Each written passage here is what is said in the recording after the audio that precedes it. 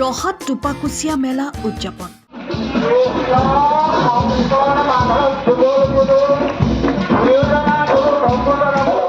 ঐতিহাসিক টোপাকুচিয়া গোসাঁই উলিওৱা মেলা।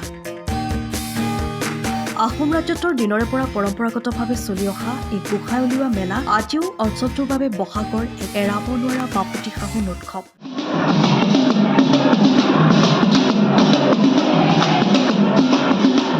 শাক্ত ধৰ্মৰ সময়স্থ মহাপুৰুষ শংকৰদেৱৰ নৱবৈষ্ণৱ ধৰ্মত দীক্ষিত হৈ বৈষ্ণৱ ধৰ্ম গ্ৰহণ কৰি প্ৰথম নামঘৰ প্ৰতিষ্ঠা হোৱাৰ পিছত টোপাকুচিৰ বৰনামঘৰৰ পৰাই গোসাঁই উলিয়াই বিগ্ৰহ ধুৱাই পখলাই নামঘৰৰ পৰা উলিয়াই বিধিগতভাৱে অঞ্চলটো পৰিভ্ৰমণ কৰাই পুনৰ নামঘৰ প্ৰতিষ্ঠা কৰা হয়। গোসাঁইৰ আসন এইদৰে অঞ্চল পৰিভ্ৰমণ কৰালে অঞ্চলটোৰ পৰা অপায় অমংগল নাশ হয় বুলি লোকবিশ্বাস আছে। ইফালে আহোম ৰজাৰ কৰতলীয়া হৈ টোপাকুচিৰ ৰজাই প্ৰজাসহ কৰৰ বোজালৈ সমতল কৰি গৈ ৰহাচকীৰ ৰহিয়াল বৰুৱাৰ যোগেদি আহোম ৰজালৈ প্ৰেৰণ কৰাৰ এই পৰম্পৰা পিছলৈ গোসাঁই উলিওৱা মেলা ৰূপে পৰিচিত হৈ পৰে। সেয়া যিয়েই নহওক, টোপাকুচিৰ গোসাঁই উলিওৱা মেলা অসমৰ প্ৰথমটো মেলা।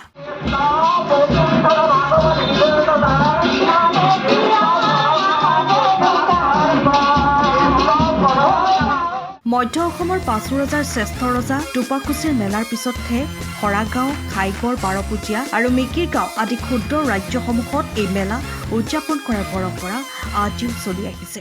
আজি এই পৰম্পৰা টোপাকুচিয়া ৰজাৰ আলম লৈ আজি এই বাপতি সাহোনৰ মেলা ভাগ আজি পবিত্ৰ বহাগ মাহক আগুৱানি লৈ আজি এই দুদিনীয়া কাৰ্যসূচী অনাঢ্য কাৰ্যসূচীৰে এই মেলাভাগ পালন কৰা হৈছে। এই মেলাভাগৰ সজ্জনতে সকলো অঞ্চলৰ ৰহা বৃহৎ অঞ্চলৰ বাপ বান্ধৱ গাঁৱে ভূঞে সকলোৱে একত্ৰিত হৈ আজি এই মেলাভাগ পালন কৰিবলৈ আজি অনুষ্ঠিত কৰা হৈছে। এই মেলাভাগত সহযোগিতাৰে বাপ মানুহ ভাই মাতৃভাৱে সকলোৱে আজি ইয়াত প্ৰৱেশ কৰিছে। এই প্ৰৱেশৰ এতিয়া আজি আমাৰ পৰম্পৰাগত আমাৰ এই মেলাভাগ অহৰ্নিশে চলি আহিছে। এইটো কিমান দিনৰ পৰা চলি আহিছে? এইটো বৰ্তমান আমাৰ প্ৰায় আমি জন্ম হোৱাৰ 1942 চনৰ আগত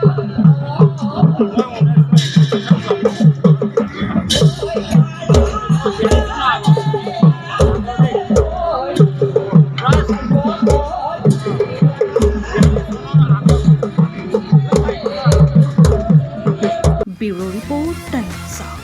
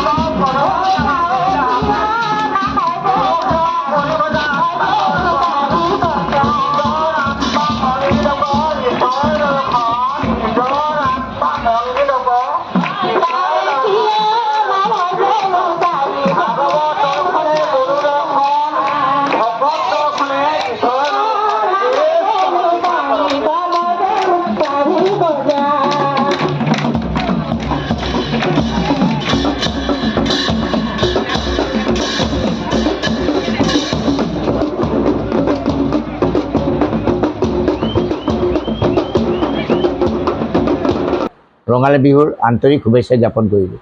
সময়ৰ খবৰ সময়ত পাবলৈ ফ'ল' কৰক টাইম অফ আছাম।